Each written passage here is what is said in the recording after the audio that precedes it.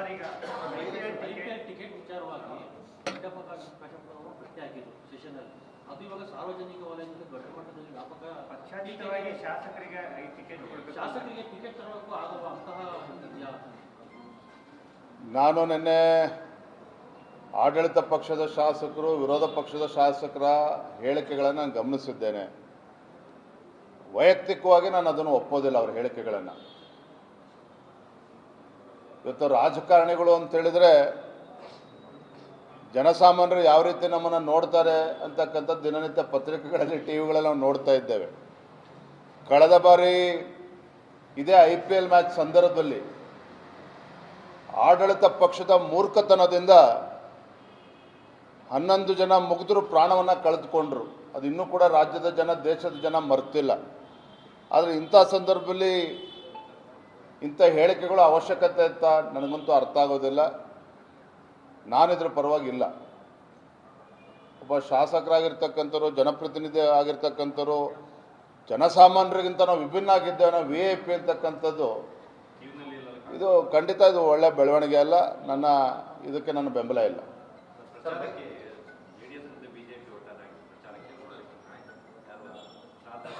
ಇಲ್ಲ, ಮೊನ್ನೆ ನಾಮಪತ್ರ ಸಲ್ಲಿಸ್ತಕ್ಕಂಥ ಸಂದರ್ಭದಲ್ಲಿ ಬಾಗಲಕೋಟೆಯಲ್ಲೂ ಕೂಡ ನಮ್ಮ ನಾಡಗೌಡರು ಮತ್ತು ಸ್ಥಳೀಯ JDS ಮುಖಂಡರು ಅಲ್ಲೂ ಕೂಡ ಭಾಗವಹಿಸಿದ್ರು, ದಾವಣಗೆರೆಯಲ್ಲೂ ಕೂಡ ಭಾಗವಹಿಸಿದ್ರು. ನಾನು ಕೂಡ ಸ್ವತಃ ಮಾಜಿ ಮುಖ್ಯಮಂತ್ರಿಗಳು, ಕೇಂದ್ರ ಸಚಿವರು, ಹಿರಿಯರಾಗಿರ್ತಕ್ಕಂಥ ಮಾನ್ಯ ಕುಮಾರಸ್ವಾಮಿ ಅವರಿಗೆ ನಾನು ಕೂಡ ದೂರವಾಣಿ ಮುಖೇನ ಮಾತನಾಡಿದ್ದೇನೆ. 2ನೇ ತಾರೀಕು 1ನೇ ತಾರೀಕು ನಂತರ ಸಮಯನ ಕೊಡ್ತೇವೆ ಅಂತೇಳಿ ಅವರು ಹೇಳಿದ್ದಾರೆ. ಖಂಡಿತ ಬರ್ತಾರೆ. Thank you. ಸರ್, ಈಗ ಐಪಿಎಲ್ ಟಿಕೆಟ್ ವಿಚಾರವಾಗಿ ಅಡ್ಡಪ್ರಕಾಶ್ ಅವರು ಪ್ರಶ್ನೆ ಹಾಕಿದ್ರು ಸೆಷನ್ ಅಲ್ಲಿ. ಅದು ಇವಾಗ ಸಾರ್ವಜನಿಕ ವಲಯದಿಂದ ದೊಡ್ಡ ಮಟ್ಟದಲ್ಲಿ ವ್ಯಾಪಕ ಪಕ್ಷಾತೀತವಾಗಿ ಶಾಸಕರಿಗೆ ಟಿಕೆಟ್ ಕೊಡಬೇಕು. ಶಾಸಕರಿಗೆ ಟಿಕೆಟ್ ತರಬೇಕು ಆಗುವ ಅಂತಹ ಇದೆಯಾ? ನಾನು ನಿನ್ನೆ ಆಡಳಿತ ಪಕ್ಷದ ಶಾಸಕರು ವಿರೋಧ ಪಕ್ಷದ ಶಾಸಕರ ಹೇಳಿಕೆಗಳನ್ನು ನಾನು ಗಮನಿಸಿದ್ದೇನೆ. ವೈಯಕ್ತಿಕವಾಗಿ ನಾನು ಅದನ್ನು ಒಪ್ಪೋದಿಲ್ಲ, ಅವರ ಹೇಳಿಕೆಗಳನ್ನು.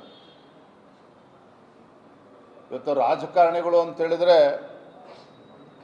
ಜನಸಾಮಾನ್ಯರು ಯಾವ ರೀತಿ ನಮ್ಮನ್ನು ನೋಡ್ತಾರೆ ಅಂತಕ್ಕಂಥದ್ದು ದಿನನಿತ್ಯ ಪತ್ರಿಕೆಗಳಲ್ಲಿ ಟಿವಿಗಳಲ್ಲಿ ನಾವು ನೋಡ್ತಾ ಇದ್ದೇವೆ. ಕಳೆದ ಬಾರಿ ಇದೇ IPL ಮ್ಯಾಚ್ ಸಂದರ್ಭದಲ್ಲಿ ಆಡಳಿತ ಪಕ್ಷದ ಮೂರ್ಖತನದಿಂದ 11 ಜನ ಮುಗ್ಧರು ಪ್ರಾಣವನ್ನು ಕಳೆದುಕೊಂಡ್ರು.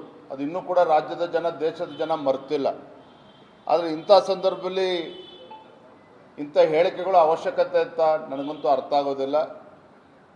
ನಾನಿದ್ರ ಪರವಾಗಿಲ್ಲ. ಒಬ್ಬ ಶಾಸಕರಾಗಿರ್ತಕ್ಕಂಥವ್ರು, ಜನಪ್ರತಿನಿಧಿ ಆಗಿರ್ತಕ್ಕಂಥವ್ರು, ಜನಸಾಮಾನ್ಯರಿಗಿಂತ ನಾವು ವಿಭಿನ್ನ ಆಗಿದ್ದೇವೆ, ನಾವು VIP ಅಂತಕ್ಕಂಥದ್ದು ಇದು ಖಂಡಿತ ಇದು ಒಳ್ಳೆ ಬೆಳವಣಿಗೆ ಅಲ್ಲ. ಇದಕ್ಕೆ ನನ್ನ ಬೆಂಬಲ ಇಲ್ಲ.